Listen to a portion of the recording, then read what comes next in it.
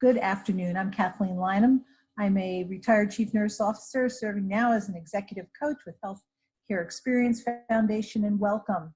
Those of us not on the front lines today and not able to serve directly still want to help, support, and listen to you who are bearing the brunt of this pandemic.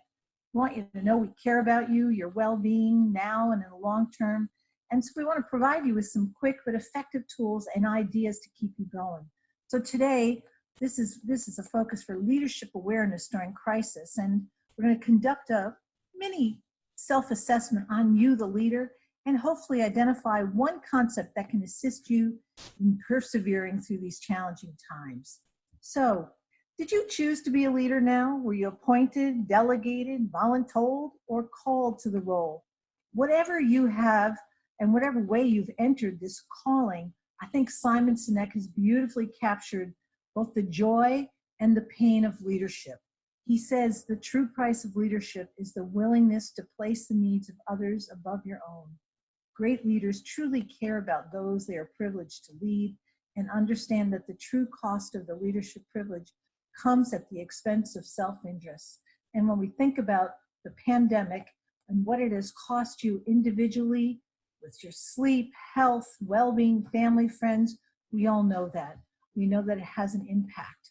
And in order to sustain life as such, we also recognize at the same time as you're giving, we need you to remember that you've got to put the oxygen mask on first and then help others. So let's take this moment and focus on you. Let me begin with some self-awareness because it's critical. We know it's critical in helping others to have good self-awareness, but it's really important right now to help yourself. So let me go through a few questions about you and your well-being.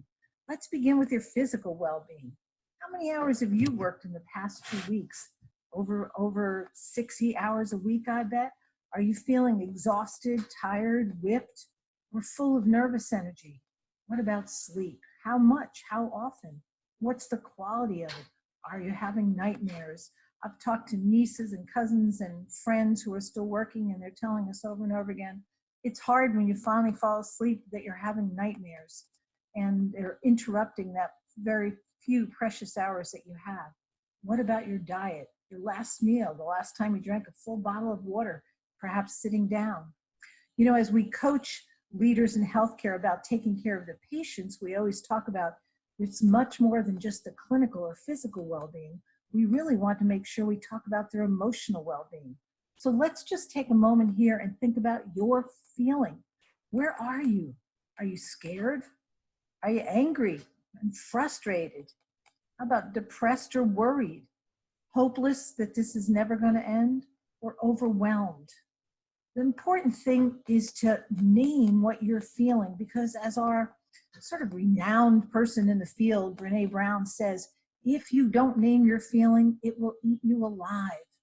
The benefit of I'd stay right now, here and now, today, taking a moment to think, where's my physical well-being? Where am I on a scale of 1 to 5? And where's my emotional being on from scared to angry to overwhelmed? Because if we don't name that feeling, it's going to come up and knock us over, and we will not be prepared. The minute we have that awareness, then our mind also helps us way to cope, to heal, and to move forward. So figuring out where you are is important.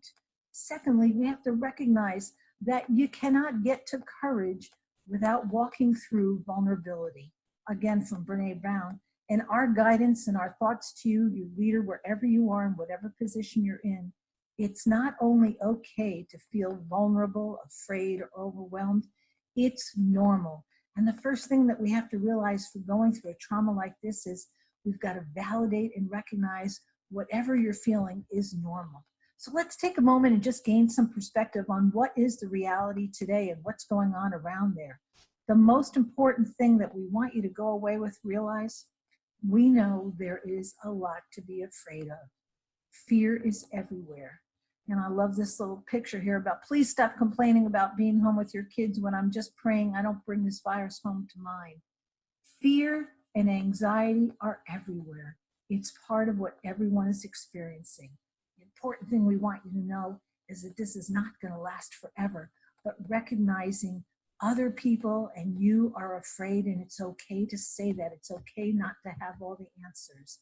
And this is a beautiful, wonderful blog that was written by a nurse that chose to go forward and combat the Ebola crisis way back when, about 5 years ago. And it's a very moving, it's called The Canticle for Lazarus, which is, of course, those of us experience the Easter season now realize Lazarus coming from behind the rock and coming to a life.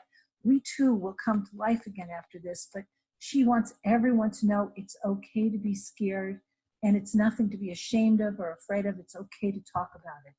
The second most important thing, you're not alone. And recognizing that whatever you're feeling, wherever you're feeling, you're not alone. And hopefully you realize those feelings are probably that well-being that you have must be acknowledged by you, and you must care for yourself so that you can continue to care for others. The third thing, and hopefully the most important hope for all of us here, is our friend Mr. Rogers. And he says, when I was a boy and I would see scary things in the news, my mother would say to me, look for the helpers. You will always find people who are helping. So we want you, wherever you are, whatever you're doing, start thinking about, we know you're a helper, but who's helping you? Who's helping you solve problems? Who's listening to your feelings? Who's giving you mental space to regroup, or helping make your life at home easier with children, childcare, logistics, meals, getting to and from work? Look for the helpers, because that alone is going to help us turn through and recognize this too shall pass and we'll get there. Finally, we just want to remind you, you are not alone. We know you don't have a lot of time. We appreciate you taking a few minutes to sit here with us and think about where you are, what you're feeling. Know that there are people who care about you and what you're doing. These are the scariest times, but these days will pass, and we want you to know we're here to listen. Thank you, and take care, and God bless.